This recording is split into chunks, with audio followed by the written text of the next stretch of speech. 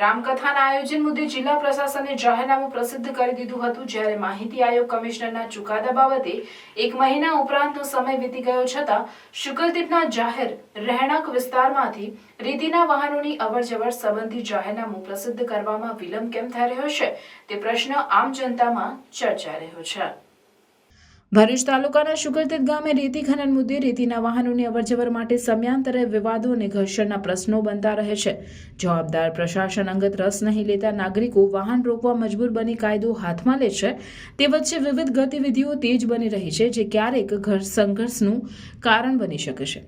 શુકલતીર્થની એક આરટીઆઈ અંતર્ગત સ્થાનિક સંલગ્ન કચેરીઓના જાહેર માહિતી અધિકારીઓ માહિતી આપવામાં ગલ્લા તલ્લા કરતા અને સમય મર્યાદામાં માહિતી ન આપતા અરજદાર પાસે કોઈ વિકલ્પ ન રહેતા રાજ્ય માહિતી આયોગમાં અપીલ કરી હતી। તે અન્વયે રાજ્ય માહિતી કમિશનરમાં એક અપીલના અનુસંધાને ભરૂચ જિલ્લાની સંલગ્ન કચેરીઓ પૈકી આરટીઓ, માર્ગ મકાન વિભાગ, ખાણ ખનિજ વિભાગ વગેરે કચેરીઓના અધિકારીઓની જાહેર હિતમાં સાર્વજનિક સ્તરે શું જવાબદારી છે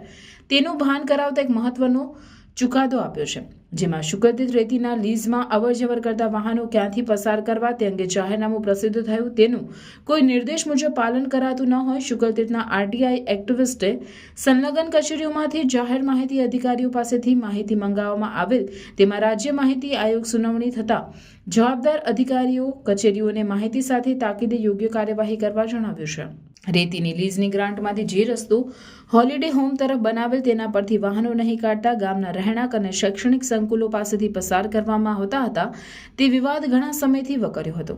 કલેક્ટર અને જિલ્લા મેજિસ્ટ્રેટની કચેરી દ્વારા તેઓને તારીખ 11/12/2024ના પત્રમાં જણાવ્યા પ્રમાણે દિન 15માં સદર કાર્યવાહી પૂર્ણ કરવા જણાવેલ। ભરૂચે સદર કામગીરી પૂર્ણ કરવા માટે માંગેલ દિન 15ની સમય મર્યાદાને ધ્યાનમાં રાખીને આયોગ સૂચન કર્યું છે કે સમય મર્યાદામાં DILR મારફતે સદર 1200 થી 1300 મીટરના શુકલતીર્થ હેલીહેડ હોમ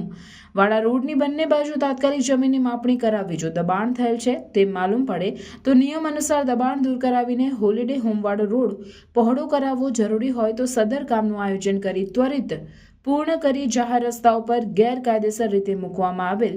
આડાશો દૂર કરી અને વિવાદની માંગણી પ્રમાણે શુકલતીર્થ ગામમાંથી પસાર થતી રેતી, માટી, લીઝના તમામ પ્રકારના વાહનો તેમજ અન્ય તમામ ભારે અને અતિભારે વાહનોની પ્રતિબંધ મૂકવા માટે જરૂરી જાહેરનામું અને તેનું અમલીકરણ કરાવવા અરજદારની માંગણી મુજબના સ્થળે લોકોની આડસુ મૂકવાની જરૂર પડે તો તે મૂકવામાં આવે તેમ રાજ્ય માહિતી કમિશનર ગુજરાત માહિતી આયોગ દ્વારા તારીખ 17/12/2024ના રોજ હુકમ કરી જણાવેલ છે।